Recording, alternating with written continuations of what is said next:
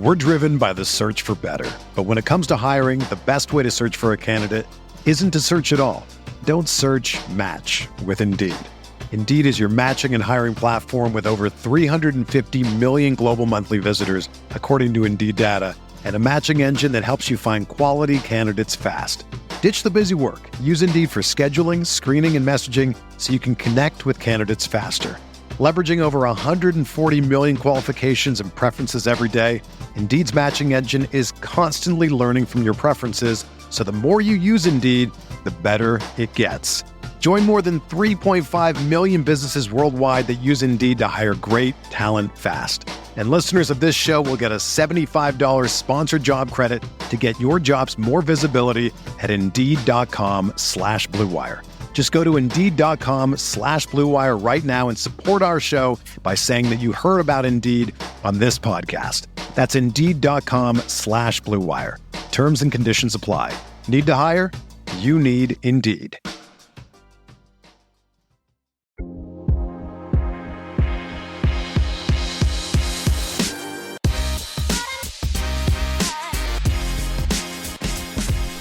And welcome back to another episode of the Bearcast.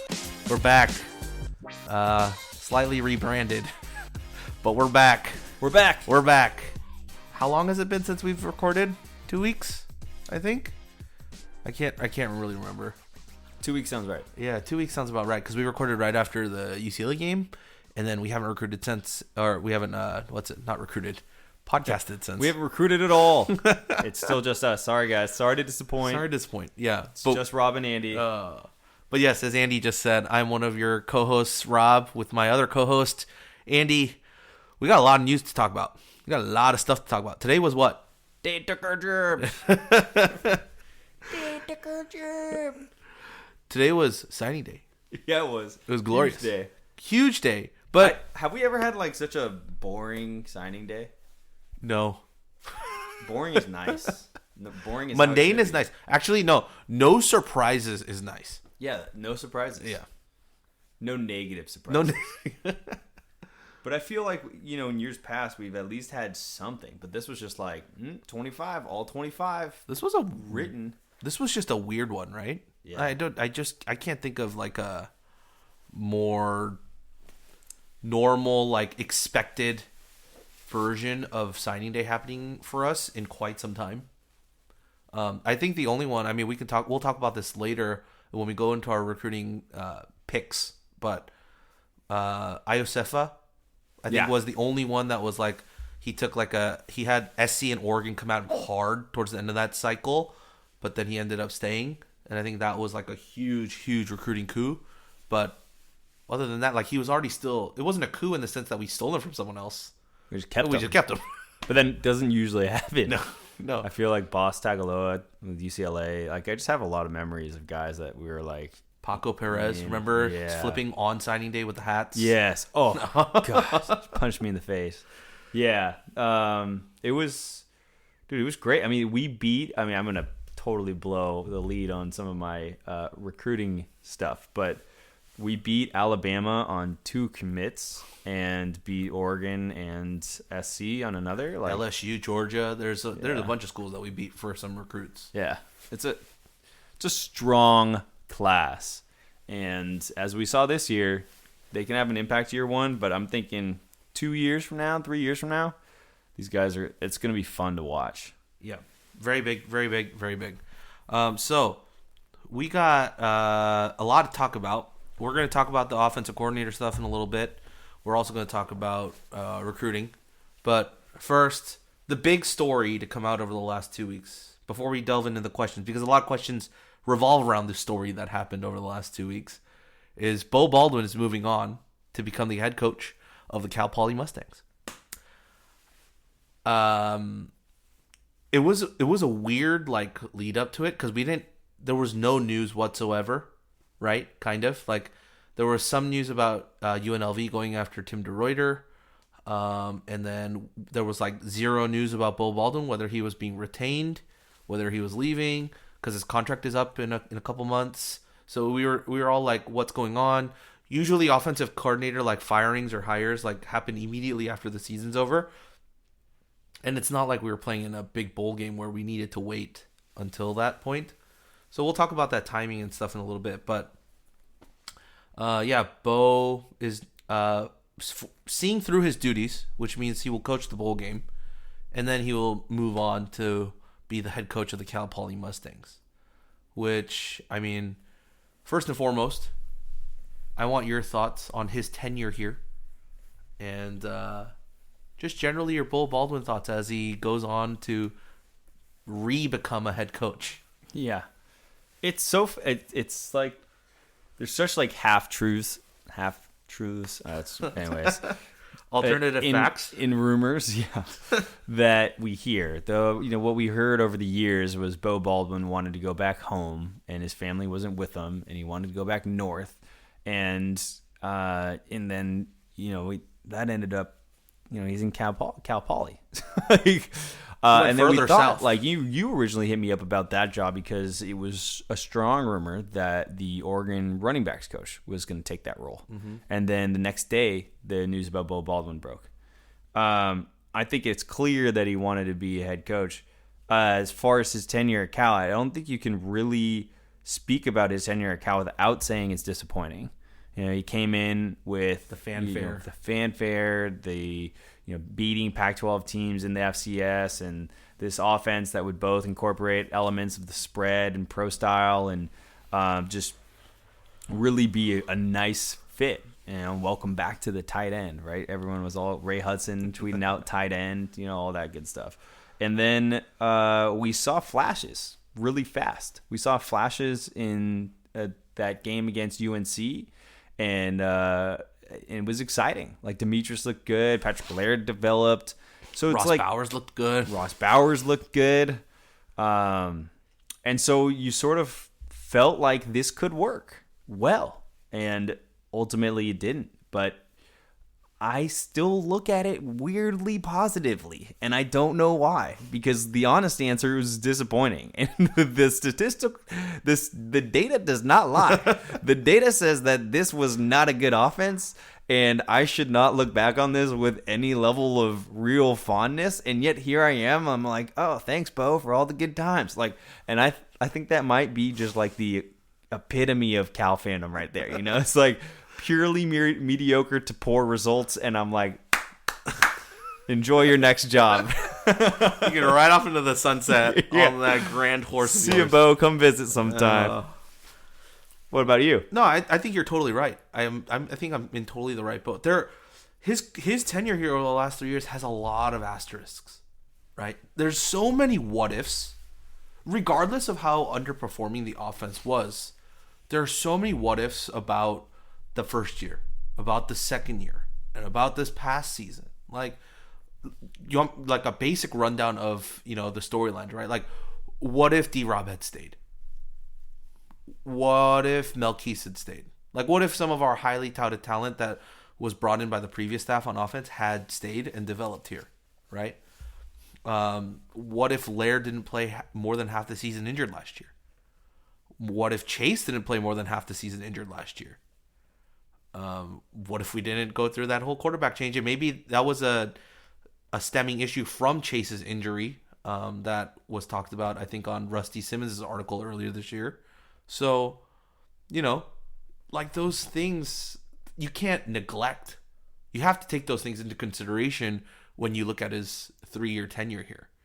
And so that's why it's like it sucks that it didn't work out for you, Bo, because I really rooted for you when you first got here.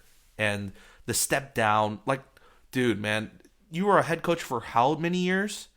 And then 12, right? Yeah. And then to take that step down to get your chance at being a Power 5 head coach. Like, I think that's kind of the course that he wanted to take. Become a P5 offensive coordinator with a medium to high offense, does well, then gets hired as a P5 head coach somewhere else, right? I think that's probably what the trajectory we're looking at. Didn't work out. Hopefully he gets another chance to be a Power 5 offense coordinator or head coach someday and at some point, and I hope he does well. But just, man, Murphy's Law, man. Like, it was just whatever could go wrong did go wrong over 3 years, and like that's why we ended up where we're at. So, thanks for the memories, as you said, but it's we're looking forward, and we're not like sad that he's gone, but we're also not happy that he's gone. It's a very weird feeling, right? And then we're going to talk about this recruiting class, but this entire recruiting class was intact despite Beau Baldwin leaving. So I don't know. Is that a negative on him, or is that a positive on this current staff, or is it a positive of just who they went after and guys deciding they wanted to attend this university more than play football at this university? Maybe that was the case. Maybe we did find that gem class where they all committed to the school and not the staff, and the staff was an added bonus. But yeah, we can delve on that when we get into recruiting. But yeah, I think that's my remarks on Beau and the season that we had with him. Yeah, I'm quite pleased that he's not. I mean, in the same realm of Madison Bumgarner going to the D-backs, although that hurts a lot more. The fact that realistically he's not going to, a Washington, which was rumored at the time, a little bit, helps, because I always felt like if he had just like supreme talent, that it could be a really high functioning offense. But and not that I guess that was really poorly worded, because it's not that we haven't had the talent, but like if he was able to get some of maybe those consistent 4 or 5 star guys and then have them be healthy, I did think that it could work. And I think the weird thing is, if this was announced in the beginning of November, it would be like, thank goodness. And then the way November went, we're like, well, we kind of like, had amazing halftime adjustments against Stanford, beat them. We kind of like took care of UCLA, no problem. And all of a sudden there was like momentum and we have a really good class. But I think this is a really unique inflection point for Cal football and Trace covered this in his article. So shout out to you, Trace. But if you make the right hire here, this program could be perennial top 25, competing in the top half of the Pac-12, and there's no reason to expect anything less. Yeah. And I think if you make the wrong hire, we're sort of stuck in where we are. And that's the beauty of it, is like we've established this really a much higher floor than where we were, a couple of years ago. So, and yeah, the staff retaining all of the recruits when you're off, and it's a heavy offensive staff, when the offensive coordinator goes to take a new head coaching gig, I mean, I credit the staff, and I think they're pitching clearly and sending the right message to those kids, which is, it's about your education first and then playing football second. So commit to the school, because it's a 40-year decision, not a 4-year decision. Not a 4-year decision, as if you commit with the football program. Yeah, it goes to show the type of characters and people that Wilcox brought in to be a part of his staff, right? And just high character guys that care not only about winning on the football field, but just generally caring about those guys like as people. They don't see them as just players on a football field. Like, they're genuinely concerned for their well-being and everything else. Like you see it when you see like GA's video today when he was talking with some of the recruits. Like, you see it with Burl Toller in that video earlier today when he's talking to recruits. Like, you see it across the board, and you also see it with the uncertainty of what was going to happen with offensive staff. And yet, as soon as the UCLA game was over, every single one of them with the professional mindset was out there recruiting, regardless of what the storylines were going and what was potentially happening behind the scenes. Like, that just tells you, like, they're good at their job. Like, they're professionals, right?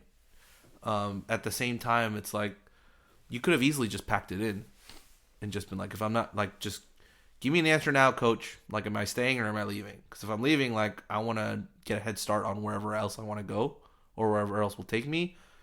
If I'm staying, then I want to get to work on that too. But, like, regardless of what the decision was up in the air, they did their job. They were out recruiting. They were talking to kids and convincing them to stay or to come here. And so, yeah, I mean, hats off to Wilcox doing that. I mean, the the one storyline that Nam and I have been talking about is like this could be a big in like point when we look back at Wilcox's coaching history here. Like 3 years, like let's say he makes the wrong hire. Like, okay, so we did talk about what happens if he makes the perfect hire or like the good hire, right? If he makes like the wrong or like terrible hire here, then we're looking at probably resetting the program in like another 3 years, right? If he makes the wrong hire here again, I don't see how you can retain a head coach that made, I mean, in retrospect, two bad decisions as in terms of hirings, in terms of what they produced. So, like, I think this is a very big turning point here. Like, if he gets an offensive coordinator that's like smack dab middle, we can continue and we can build on that. But if it continues to what we had in the last 2 years or worse, then there's another question that's going to have to be answered, right? I find it. I guess I won't say this again. I said it last year, so I won't say it again. That's fine.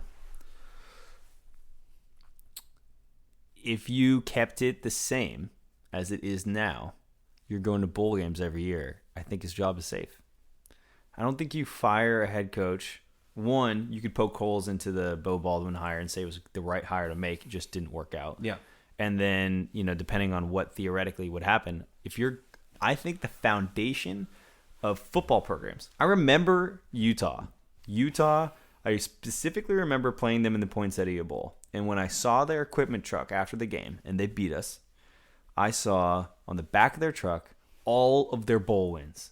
And at the time, Utah was nobody. I mean, they were like the program that we had just brought into the Pac-12, or I don't even think they were in the Pac-12 They were still in the Pac, or they were still in Mountain West, maybe, yeah. But what they did have on the back of their equipment truck were all the bowl wins that they had. And they built this reputation as the best team in bowls. And that's like the foundation that I think we're starting to build here, is that we're going to go bowling every year. And that's how you start to build the program up. I mean, you see what Trey Pastor tweeted? He's like, great, I'm in practice next week. Next week! He's coming on campus, and he's getting a chance to practice with the team. Like, that's crazy. That's a huge advantage. So I think that's why I think it's an inflection opportunity, because you look at the floor, and the floor is relatively safe. If you get somebody that is a bad hire, it's hard to be any worse. All right, I'm going to say it. It's hard to be any worse than we are now, right? Theoretically, it's tough. There is lower, but it's hard to go lower. It would be a challenge with everyone being upperclassmen on that side of the ball. I mean, it would just be, it could happen. I'm not saying it's not going to happen. Everyone listen, like all the karma people, like in this floating Universe. world that are like, hey, I'm going to get you again, Andy. Like, please don't. I don't need that lesson again. But what I'm trying to say is that I think that the inflection point right here is that if you stayed at where we're at, you're most likely 500 plus maybe 1 or 2 wins in bowling year in, year out. I think if you make the right hire, you start looking at that 8-4 consistency, the 9-3 consistency. There's a lot of exciting things that could happen, assuming that you're able to maintain, that top 40, top 50 defense on the other side of the ball. So, yeah, I just don't know if Wilcox is going to get fired for that, even if he misses on this hire. But let's move on and talk about some candidates. Yeah, let's get into the questions, because there's a lot of questions about said hiring. Our dear friend Adams, I really like this question. So he says, would like to hear your thoughts on your quote-unquote approach to the OC job. Like, how do you weight various characteristics such as experience, level, like JUCO, FCS, FBS / position coach, or style of play, or innovative approach, or recruiting ability, etc., and how you guys would rank the candidates currently accordingly. So that's a very good question. Could spend an entire podcast. We could spend an entire podcast talking about that. Let's just talk about what he wrote, okay? Because if we go into etc., there's so many other variables. But let's just look at experience, level that they coached at, style of play, and recruiting ability. Let's say it's just those 4. How would you would you rank those four in terms of if you were a head coach like looking for a coordinator? For you personally, I don't think this has to be like if you were in Wilcox's position or whatnot. Like just you as a person. I think that's what it's hard to remove my bias. I'd actually rather answer it with the Cal bias involved because that's the only frame in which I would evaluate the situation. Okay, let's say you're in Wilcox's position. You're in his shoes. You've been Freaky Friday'd into his body. You have 2 weeks to pick out your offensive coordinator. You're starting from scratch. I think this is like that fun like retread versus this is like the DeCure versus Mark Fox conversation. It really is. It's like the same conversation with the different packaging. Yeah.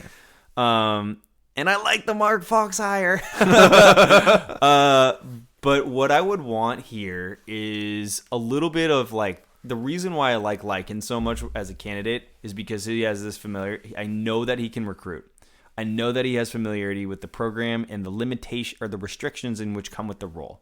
And I know that he's been able to do this at a top level, which would be, in the Big 12 and the Pac-12. His offenses haven't always been the best there, but it's someone that I feel like I would be relatively safe with. I feel like he's a safer pick with a decently high ceiling, and someone that can coach up an area, like continue to coach up an area for us, which is our passing game.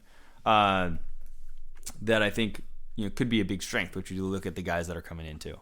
So I guess if I was looking at it, I care a lot about recruiting, and I care a lot about experience. But I also care a lot about the familiarity with the program and the school because I do think it's a unique place, and we've seen the benefits of that with someone like Wilcox who gets it, and we've seen the sort of deficiencies with someone like Sonny Dykes who didn't. I mean, he did and he didn't. Kind of. Yeah.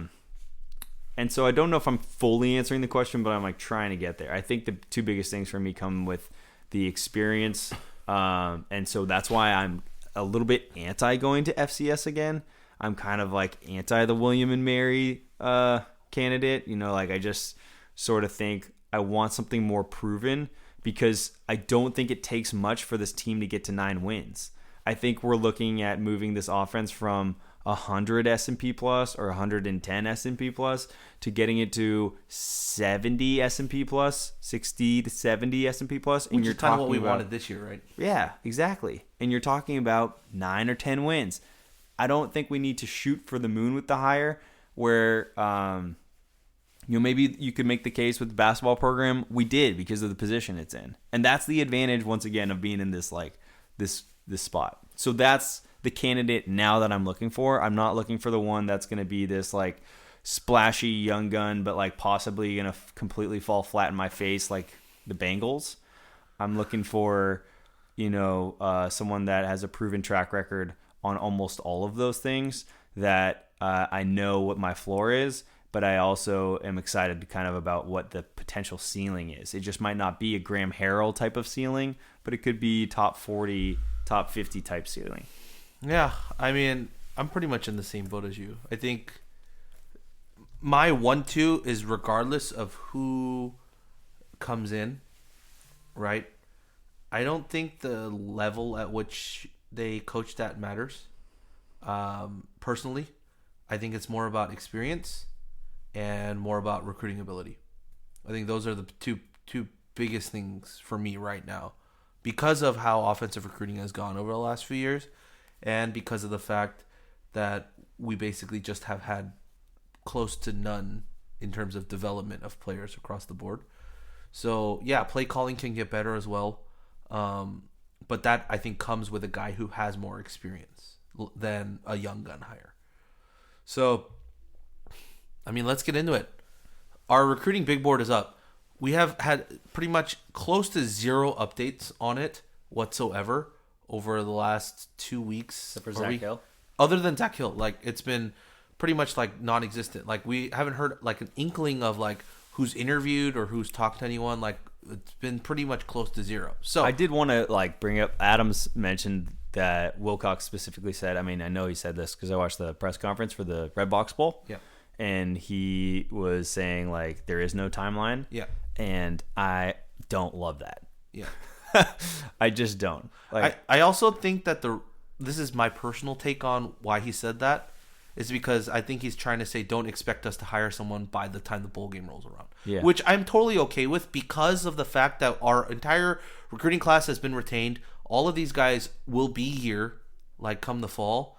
And then the second thing is so I do know that a lot of coaches meet like coaching hires and stuff at like the college football playoffs, at those like coaching like symposium type things. So maybe that's what he's waiting for. Maybe he's waiting for a chance to like meet up with a whole bunch of coaches, which I'm sure he'll be invited to. Maybe it's at the Rose Bowl, like, just talking to other head coaches or other assistants. Like I think that's not a bad way to do it if you like want to make some more connections and thoroughly like go through your choices. But granted, some of the big name hires are the ones that are like hot names will probably be off the board by then. Right. So yeah, and that's, I mean, I'd be lying if I said I didn't wish that we had moved, like ASU moved fast on Zach Hill. Like I would have been pretty happy with that type of movement on it, but oh well. Yeah. For me, it's like if you didn't have one in mind already to like get one, like you had a guy at the top of your name that you knew was going to be a hot prospect and just grabbed him right away, I don't mind the long and steady approach if that wasn't the case, right? All right, so the names that we had on our board that we created was Zach Hill, who is no longer on the board because he is now the offensive coordinator at Arizona State. We currently still have Mark Helfrich.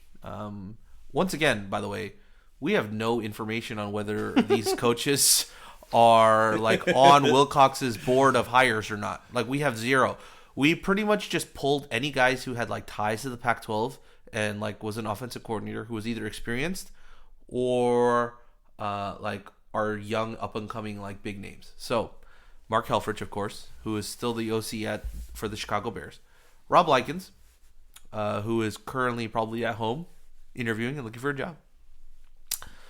We also got Mike Sanford Jr., who's the current Utah State offensive coordinator, but formerly the Western Kentucky head coach from 17-18, the Notre Dame offensive coordinator from 15 and 16, the Boise State offensive coordinator in 14, and then 3 years at Stanford as the recruiting coordinator, the QB wide receiver coach, the running backs coach, and other titles.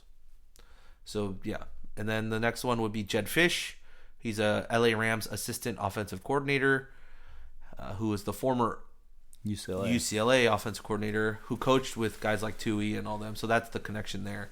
Ryan Lindgren, who's the current Oregon State offensive coordinator and QB coach. I'm pretty sure he's staying at Oregon State, so I'm going to knock him off the list soon. But his name was there. The other two names that have popped up is Brandon Marion, who is the current William & Mary offensive coordinator and QB coach. On the 247 article that had Bo Baldwin's moving on, or that story about Bo Baldwin moving on to Cal Poly, at the very end they talked about potential people, and they said that Marion is interested in the open position. So that doesn't mean that Cal's interested in him. It's just someone in his camp, maybe his agent or whoever, just told 247 like, yeah, I'm interested in the job. Yeah, it's funny. It doesn't mean much there. And then the last one that we just added recently, by recently I mean last week, is Derek Dooley, who's the current Missouri offensive coordinator and QB coach. I still don't know if he's being retained after Barry Odom was fired. Like, he's still on the staff. I don't know if the new staff has decided to retain him or fire him, but the reason he's intriguing, or at least the reason he links to Cal as the former Tennessee head coach, is because he gave Justin Wilcox his first DC job, like Power 5 DC job, because he hired him away from Boise State. Yeah, So, and we do know that Wilcox loves those connections, previous connections. Yeah, and the previous like head coaching experience and such. So, yeah, so some former positions that Derek Dooley's had is the Dallas Cowboys wide receiver coach from 13 to 17, Tennessee head coach from 10 to 12, which he had Wilcox there, Louisiana Tech from 07 to 09, the Miami Dolphins tight end coach from 05 to 06, LSU assistant head coach, running backs, and special teams coordinator from 03 to 04, and was the LSU recruiting coordinator from 2000 to 2002. So He's been to a lot of places as long as he possibly could, and he's an offensive dude. He runs a quote unquote pro style offense, and he had Kelly Bryant this year, the transfer from Clemson, but he also coached Drew Lock, who is now the starting quarterback for the Denver Broncos. So, he has that pedigree and the lineage of guys that he's coached that has moved on to become that. So, yeah, those are on the list. My current number one still on the list is Mike Stanford, because one, he was a recruiting coordinator at Stanford, so he knows how to recruit on the West Coast. Two, he's also been at high academic institutes like Stanford and like Notre Dame, that he knows how to do that. And third, he's a young dude who's been a head coach, did not work out for him, and he's back to being an OC, and he's doing pretty well for himself at Utah State. And his offenses that he had before, like at Boise State and at Notre Dame, like, they're pretty dang good. Like Notre Dame's current quarterback, Ian Book, recruited by Mike Stanford. Deshaun Kaiser, and the reason he skyrocketed up people's draft boards to become a second round pick was Mike Stanford was his quarterback coach and his offensive coordinator. CJ Prosise, who's on the Seattle Seahawks right now, over 1,000 yards rushing under him. When he was at Boise State, another pro that he had was Jay Ajayi. Ran for 1,800 yards. 1,800 yards and 28 touchdowns. So the dude can recruit, and the dude can identify talent, and the dude can coach. Yeah, he's a great pick. I think that's my number one that's currently there. But for you, your choices, unless you have one that's outside of this, I'm all yours too. The only one I think is interesting is I don't know what in the world happened at Notre Dame with Chip Long. Yeah. He's like, I would love someone that has that level of pedigree. Yeah. I mean, everyone, I think like Helfrich is a pretty safe pick. He's not up there for me because he's not available, but like, Yeah. We know that Wilcox likes coaches with previous head coaching experience. I obviously have already kind of said my piece on Rob Likens, and I think he would be a great fit because he's like a huge culture fit, and big fan of his just in life. And then, yeah, I mean, I agree. I don't think Lindgren's going anywhere. So, I think Stanford is pretty much the guy if you're looking for someone who's relatively young but then has coaching experience and then also has that recruiting edge. Like, I think he's definitely my pick too, from the Mountain West, but then quickly followed by Rob Likens. Yeah. I think we're in agreement. Not Hey. much else to talk about there. I guess the next thing is recruiting. Unless we want to talk more about the OC stuff. Like, Done with questions? I mean, we have more questions, but they're either about the bowl game or they're about Yeah, let's do it. recruiting. So, all right, let's talk about the bowl game before we move on to recruiting. So, we got some questions. Alex sends us, what's your Redbox score prediction? And then also, we have from our dear friend Sam Fielder, I know nothing about Illinois. Are they a good or bad matchup for Cal? What are their strengths and weaknesses?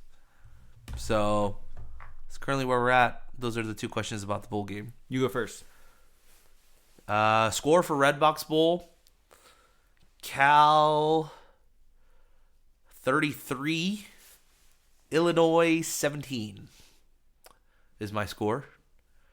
This matchup is very weird because I think barring our offense imploding in this game as a whole, we're going to win this game handily. We know our defense is going to basically destroy their offense. But then from the other side, their big thing is as like creating turnovers and scoring points off of those turnovers for their offense, creating short fields. Our offense has not turned the ball over a lot this year. Weirdly. So if we're not throwing picks and we're not fumbling the ball, then we handily, I think, just make this a possession game, and we'll just run out the clock. How quickly you forget the cheese. That's a year ago, though. There's a lot of picks. I know.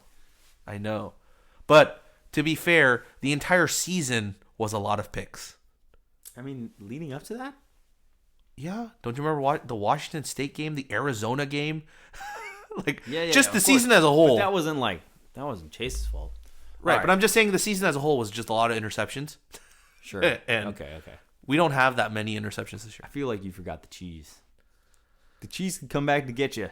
The cheese can always. I showed you, right? I'm craving cheeses right now. My pack of cards, my Cheez-It Bowl cards that I got as a Secret Santa gift from one of my gaming buddies. Just when we think we're out of it, it pulls you back in. You can't forget the cheese. I actually do agree. I think this game's going to be a lot like the Ole Miss game. I expect us to firmly outplay them, but then it'll be closer than we would like it to be. Yeah, they just mount like a comeback or something that makes it close at the end when it really shouldn't have been close, but we don't care as much because it's the last game of the year and we've already won. Yeah, exactly. So, but that's what I would expect. It's interesting. It's a late game relatively. It's December 30th. Yeah, So it's it's a going to 1 be a p.m. lot game. of time off for the team. So I do think turnovers may happen with the additional time off. You get a little cold. Yeah. Haven't played in a while. For sure. It's a long break. But, I'm expecting Cal to win. And I'm expecting us to win by 10 at least. So I think your prediction is pretty much spot on. Yeah. That's pretty much it. We don't have anything other than that about the bowl game. Just the scores? Yeah, just the scores and what we thought about the matchup. But let's move on to recruiting. So we got a bunch of questions. Adams asked, thoughts on recruiting class, any immediate contributors? Cal asks, what players do you see having a role early on? And so on. So it's pretty much all recruiting questions. So All right. think we can get to it? Yes. Giving you guys exactly what you want. Yeah. So Here are your 6? my top 5 recruits to watch. Do we want to go one at a time, or do we want to just go, you want to go all and then I go all? I did mine in order, so that's up to you. Let's just do one at a time. All right. Go for it. Number 1 overall pick. Oh, is this in order? Like Yeah. your number 1 favorite recruit, and then like it's not just in just the top 5? I'll say it's in order. I don't know how intentional it was, but I have an order. Okay. DeAndre Rogers. DJ Rogers, my dude. Selected Cal above Alabama. He is humongous. He is massive. He literally, watching his tape, he looks like a giant playing with ants. It's amazing. He has great hands. He's fast, and he's humongous. His pass protection highlights are ridiculous. He's just sealing blocks, and it's like as if Tony Gonzalez was sealing me on a block. He doesn't look like a normal human being. It makes no sense. He could contribute immediately. I dare say, and this is before he's even gotten on the field, and he's currently recovering from injury too. But I dare say he's the starter at tight end come fall 2020. Yeah. I just think he is. Okay. My first one. My boy Christiakos.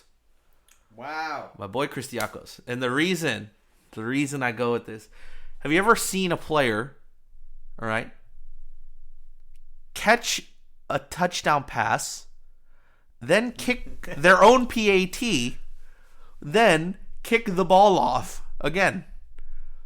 No? No. I tell you, it is possible with our boy Christiakos. So you ranked him number 1 for that? Well, my list isn't in order. Okay. It's just 1 through 5. It's just a top 5. All right. Well, you stole my number 5 pick.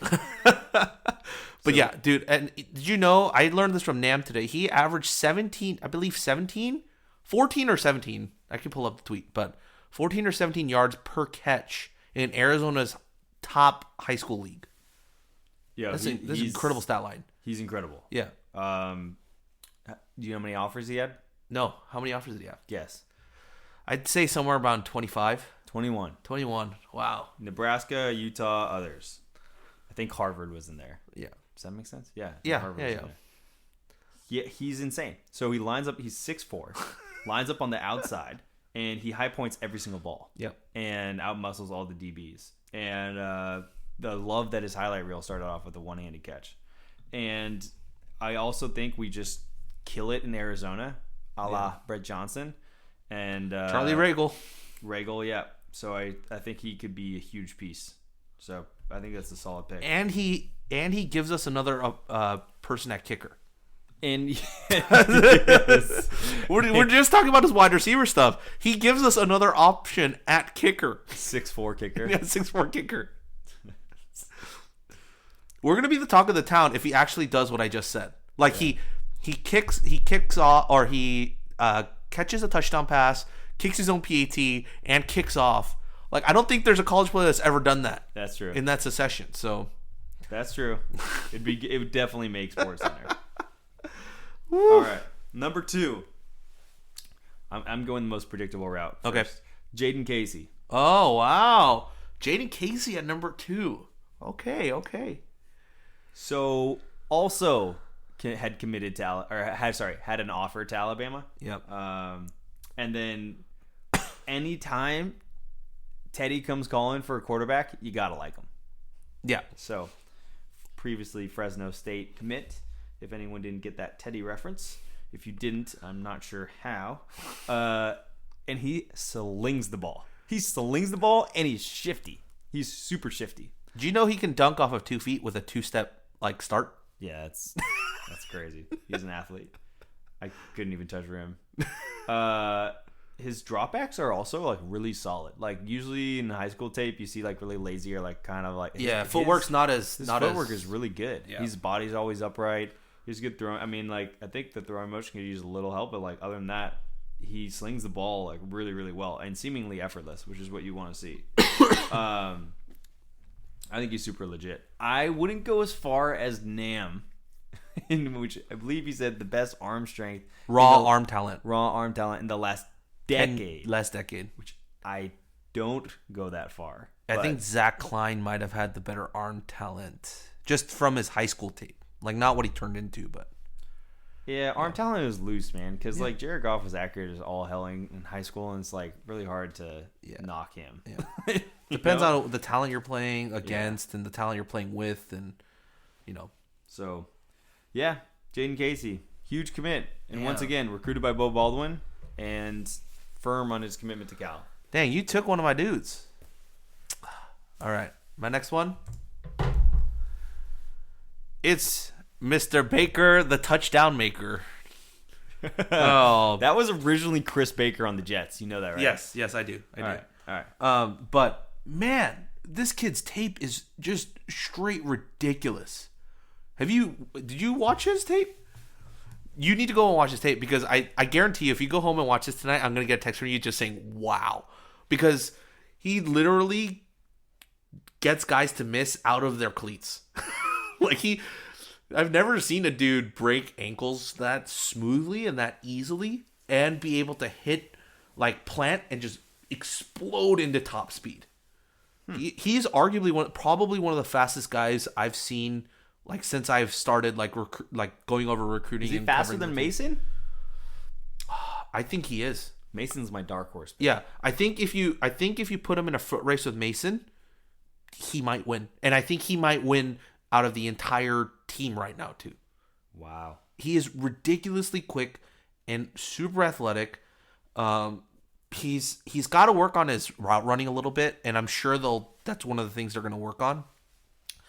But for now, not Jamal Baker, that's a basketball player. Sorry. Kentucky. Yeah. But with him, I think the big thing you need to do is basically run him like you did Demetrius when Demetrius first got here to campus, which is basically, how good his athleticism is, and how good he's going to go out and get the ball.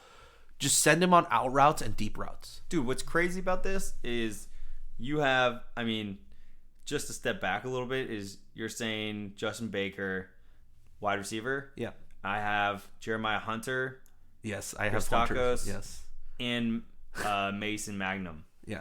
Mangum. Mangum. All on this list. Yeah. What? What's happening? Wide receivers? Offense? The thing with Baker, too, I think long term, he becomes our version of what Essie had in Adoree Jackson. One could hope. One could hope, right? I'm not saying that that's what he's going to be. I think that's the ceiling that he has. He has the talent to be able to play both sides of the ball for us long term. Playing like either a slot corner or like just against smaller wide receivers at DB and like speedier guys, and then also play wide receiver and also sometimes maybe even line up as the running back, like just as a speed edge dude. But yeah, dude, oh my god, I'm so excited to watch this guy like in practice and stuff. I don't think you can keep him off the field. I honestly don't think his athleticism and his just by his speed alone, take away everything else, just from his speed alone, I don't think you can redshirt him at all. Wow. Yeah. All right, well, keeping with the theme of wide receiver. All right. Jeremiah Hunter. Oof. We beat out Utah, Arizona State. The thing that I like the most from him is that he can shed tackles, and he has super strong legs, like really, really ridiculously strong legs, And his hands. Fast.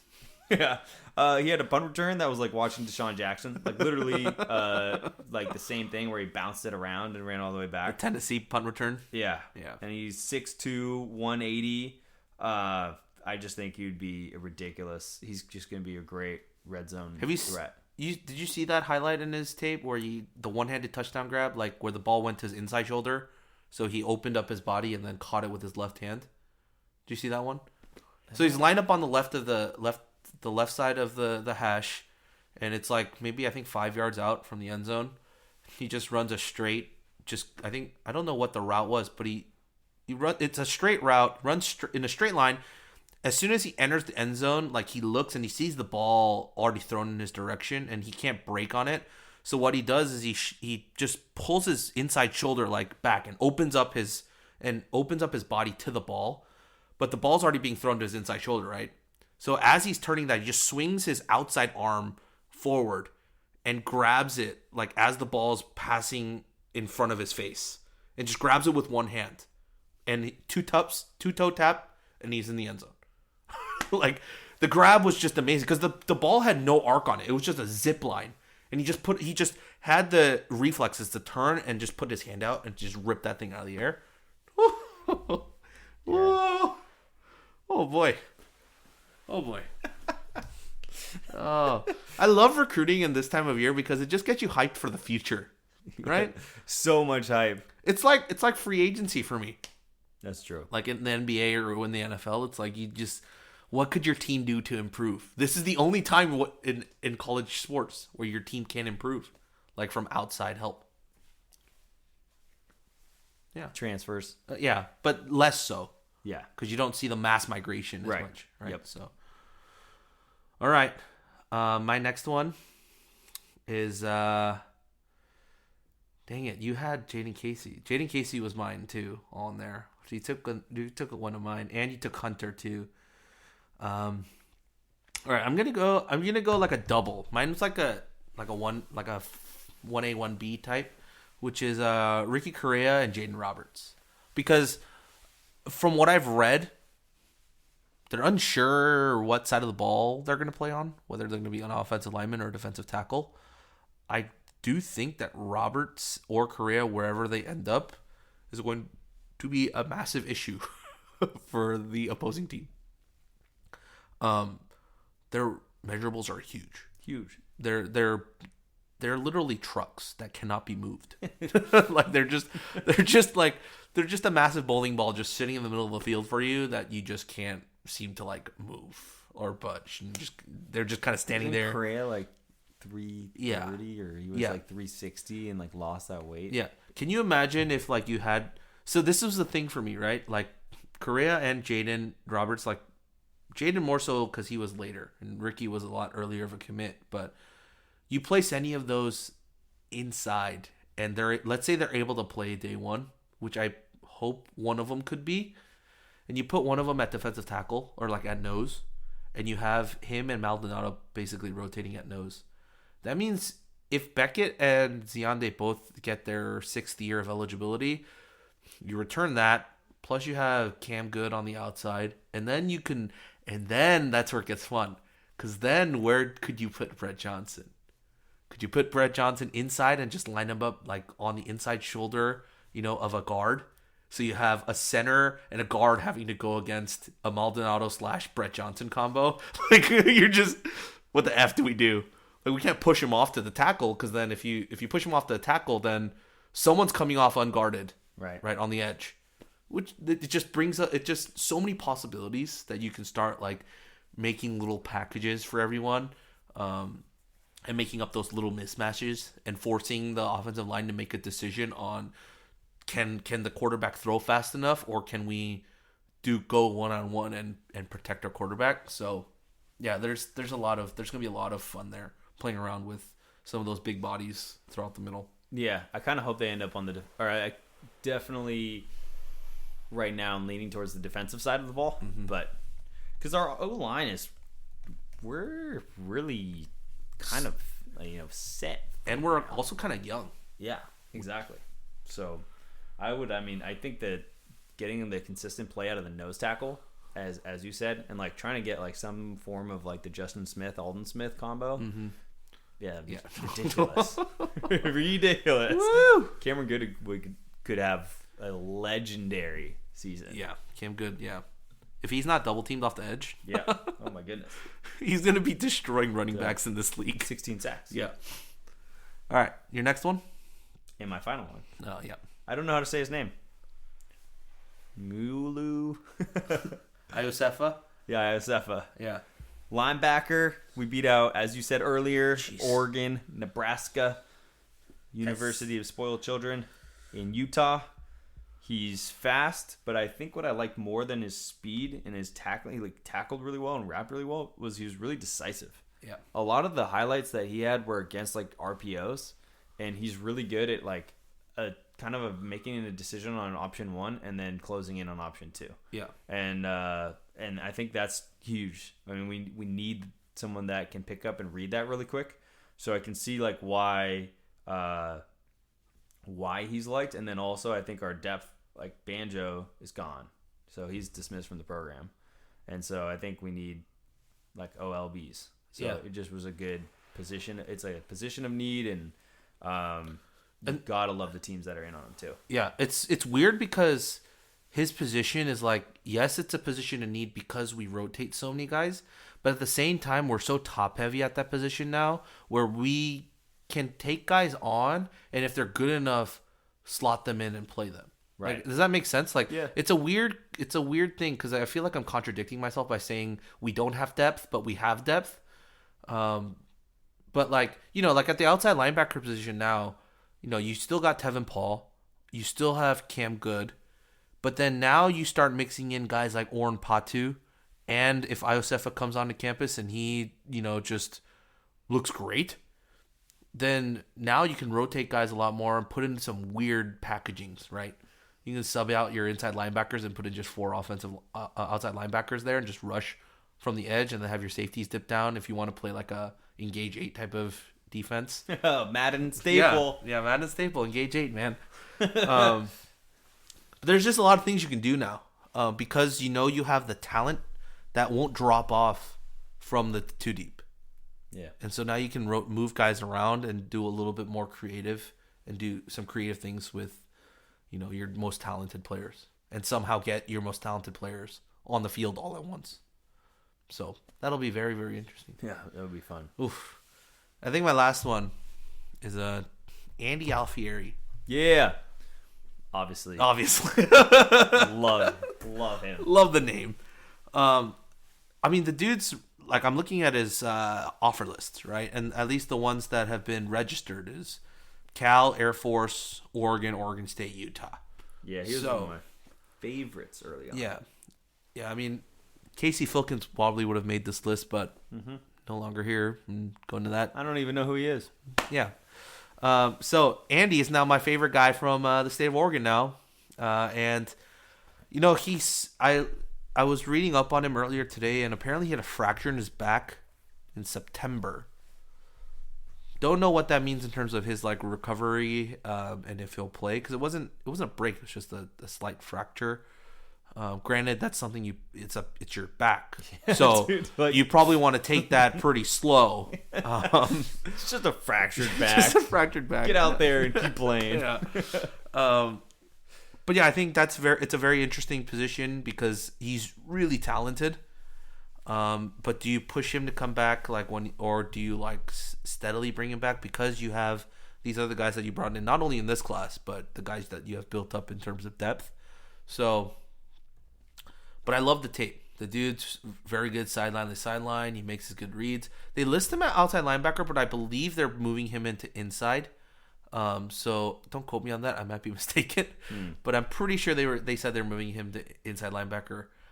So yeah, he has the ability to do that. And you know, if anything's to be said, inside linebackers from the Pacific Northwest for us have been pretty good.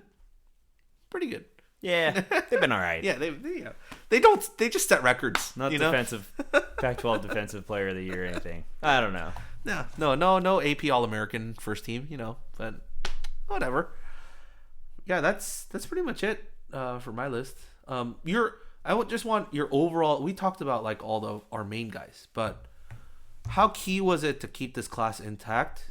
And how do you feel about this class as a whole? Like moving on, do you feel like the majority of this class are impact guys, or do you feel like there's like a good mix, or lean towards guys that'll probably be more impactful maybe like a year down the road when the guys above them have graduated? I think for the sake of how you build your program, as much as we may wish, a lot of these guys, it'll still be 1 or 2 years before we actually see most of their impact. But I think that this is the type of class that I was envisioning. These are the classes to me that kind of built up the foundation of the Stanford program under Harbaugh, which is you actually lean more into 3 stars and then you sprinkle in some from 4-star recruits in there, and you just really get depth, a really solid depth everywhere. I mean, it reminds me of like the Utah class, and we seem to be in that kind of model. So I'm actually super. I mean, it's Wilcox's best class Overall, ever. And it's top 30 on Rivals. We're just barely behind Stanford. I mean, it's a big deal. And the thing that's different this year is that this class has offer letters from programs that we want to be competing with. And that is, to me, what the biggest separation is from classes of the past. Like, these guys' offers lists were, deep. And what I think this shows more than anything was that all the work that Wilcox and his staff did to go out there immediately when they got hired in California and build those connections, that's actually paying off, because we're getting a higher caliber recruit of what we were getting before. So overall, I think there's nothing besides excitement about where we're at with this. Yeah, I mean, the big thing is people talk about stars and stuff all the time, and of course stars do matter. Like in the grander scheme of things, like, yeah, if you have a team built to 5 stars, you're going to build a program faster. Clemson with, what, 9? Yeah. Was it 9 5 stars or and 6? I think it was 9 or 6 5-stars, but then like 20-something, like 5 and 4 stars put together. Yeah. Dude, Clemson was ridiculous. Yeah. So, I mean, that's how you're going to build a program overnight, and consistently compete for national championships. But, the way you build up a slow and steady program that gets to that point, like especially where we're at, is you get those high 3 stars, those medium to low 4-star guys that, these Alabamas and Georgias and other schools like that go after them as backups or as depth players, and they become starters for us, and they get the playing time, and they're not sitting back behind anyone, and they get to develop here. Like that. The NFL is not made of a bunch of 5-star guys. No. I dare say mostly guys that played college for 4 years. Mostly. So, yeah, I think that's the mold we have to go to, at least for now. Yeah. I think when you get that baseline of like you're constantly pulling 4 stars in, then you start shooting for the 5 stars and I seeing think if at you our can compete. best under Tedford, I seem to remember we would like our average star value on Rivals is what I always pay attention. We were like 3.3, 3.4. I Yeah. think that Tosh class, one of the Tosh classes, we were 3.4, and I think it's gonna take more. We would get like 6, 7 4-stars, and that's totally possible. But I mean, dude, like I think about this year and like Makai Polk and like all these guys that were able to contribute, and they're finding the right type of players. And Yeah. So I think that matters more than any rating system. Yeah. We talked about that at the top of the podcast, right? We talked about how all of these guys stuck despite the OC saying that he was leaving. That's crazy. That tells you like the Crazy. type of guys that you did and the hell of a sell job that you did of the university and the program under Justin Wilcox's direction, right? Like this, I think for me, this isn't about like, oh, they like, they much rather prefer to play for the new OC than Bo or whatever, people like want to say around this. No. For me, this is all about how good Justin Wilcox has built his relationships with said players and how well he sold them on, hey, even though the offensive coordinator might be changing, trust me in the direction that we're going. And they bought that, and it doesn't help, or it doesn't not help to have the number one public university as the diploma that you're getting at the end of the 4 years here. Yeah. So, I think they're doing a good job of balancing that. Here's the football program, and here's the direction that we want to go, and here's, the football aspect of it. But here's the other side. Like, it's a 50-50. It's not a and. It's like these go in tandem together. And I think that's the way they're selling it, which is great. Like, it's a steady, long-term fashion build instead of just, here, come 5-star, we'll play you right away regardless of how good or bad you are. Like, and trying to jumpstart your team. Mm-hmm. I'm all for it. It'll be a while before we start competing, but hey, whatever it takes. Whatever it takes. Whatever it takes. I think that's it. That wraps it up for us. We are all done here on the Bearcast today. I think the last thing that we do need to mention is a lot of people have been asking about the restructuring, all this stuff that's going on with SB Nation and what's happening. I tweeted this out on Monday when all the news broke, but just to reaffirm to everyone, all of us on the staff know of what's happening. All of us on the staff are in constant communication of what to do. I will say that we're not ready to say what we're going to decide to do, whatever option we have. But I will say that we're not just going to go into the night. Like, whatever we decide to do, I think all of us are in unison in that we want to go in a direction, regardless of what direction that is. We don't know yet, but we do want to head in some sort of direction. We're not just dismantling all the riders, We are not directionless. Yeah. So we had a bunch of options on the table for us, and one of the options that Avi laid out was like, let's just cheers, say it was a good run, and everyone go, just ride off into the sunset. We have clearly marked that off of the options list. So that is not happening. So yeah, I think that's the best way to address this right now without going into any of the specifics. But just know that whatever you send to us via Twitter and just in the thread right now on our main page, like, we're reading all of it. All of us are reading all of it. All of us know like your thoughts and everything, and all the thank you messages that we've received so far. Like, it humbles us so much that this community, what we do means so much to these many people, and we totally receive all of that and want to reciprocate that back. So that's pretty much the spiel I got on what is currently happening, but just be on the lookout for more news and just announcements and stuff. But we still got a ways to go. So yeah, that's pretty much it. Any final thoughts, Andy? No. Thanks so much for the support, and this community has been super special. I think to be able to engage with Cal football and Cal athletics at a deeper level and just continue that conversation and have that dialogue is what makes us all special. And if you guys are or are not connecting with us on Twitter or all these other options, like, we're going to find a way to kind of extend that relationship. And, I think this is a really good opportunity to potentially even make something that could be more engaging and better for the community as a whole. Because, things were pretty much the same, and sometimes change is tough, but then you come out of it and you can be in a really good place, and sometimes you don't. But no matter what, I think the community will exist here. It's bigger than any platform, and the big thing is just to stand up to people that are going through the change. So I'll do my best to do that too. Yeah. So with that, you can find us on Twitter at Golden Bearcast.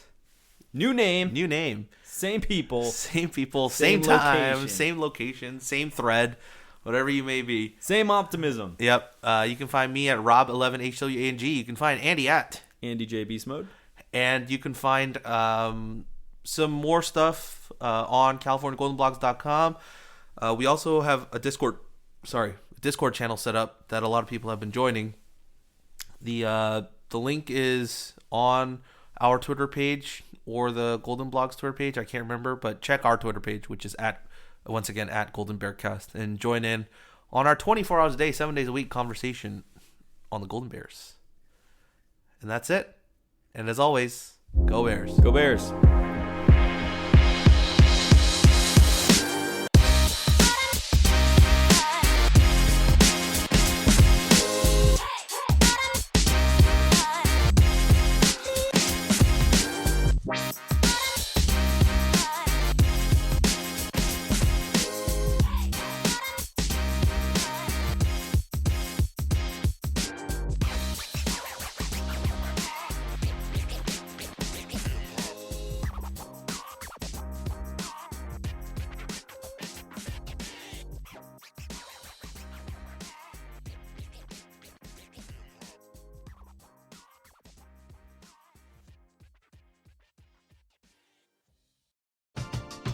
We're driven by the search for better. But when it comes to hiring, the best way to search for a candidate isn't to search at all. Don't search, match with Indeed. Indeed is your matching and hiring platform with over 350 million global monthly visitors, according to Indeed data, and a matching engine that helps you find quality candidates fast. Ditch the busy work. Use Indeed for scheduling, screening, and messaging so you can connect with candidates faster. Leveraging over 140 million qualifications and preferences every day, Indeed's matching engine is constantly learning from your preferences, so the more you use Indeed, the better it gets. Join more than 3.5 million businesses worldwide that use Indeed to hire great talent fast. And listeners of this show will get a $75 sponsored job credit to get your jobs more visibility at Indeed.com/Blue Wire. Just go to Indeed.com/Blue Wire right now and support our show by saying that you heard about Indeed on this podcast. That's Indeed.com/Blue Wire. Terms and conditions apply. Need to hire? You need Indeed.